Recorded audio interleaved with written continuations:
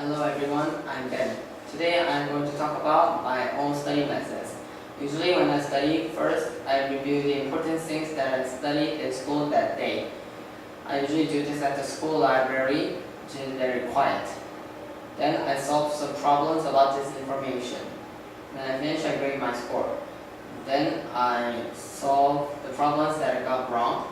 And finally, I make a note of the wrong answers and write them down so I can see them again when it's time for my school exam. When I have no time for all of this, I just review the important things that I've learned that day in school. Now I'm going to talk about my own study methods for my school exams. Most schools consider these three subjects to be important: Korean, Math, and Science. For Korean, it is best for us to memorize the important points of the passages that are given in the textbook. Well, there are a lot of information to understand, therefore it is good to look over it again and again. Printed materials is also important. Teachers sometimes make test questions about it when there's not enough questions to make a test. If you want to study Korean well, make sure to look over the textbooks and the printed materials. Next, math is one of the hardest subjects for students. The reason for this is that the diversity of the questions is enormous. Most students don't have enough time to solve a lot of questions. Therefore, they just study the important questions. I don't think this is the right way to study math. The way I study math is to solve all the problems that are in the school textbooks and workbooks.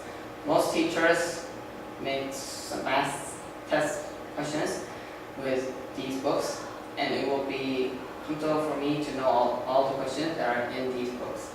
Although there will be some questions that will be made in other workbooks, most questions will be made in school textbooks and workbooks. Finally, science is mostly about memorizing the facts. I memorize the facts by using the first letters of each fact. It is very easy and comfortable for me to memorize. Then I solve as many problems as I can. Science test questions can be made in other workbooks that are not in the science textbooks.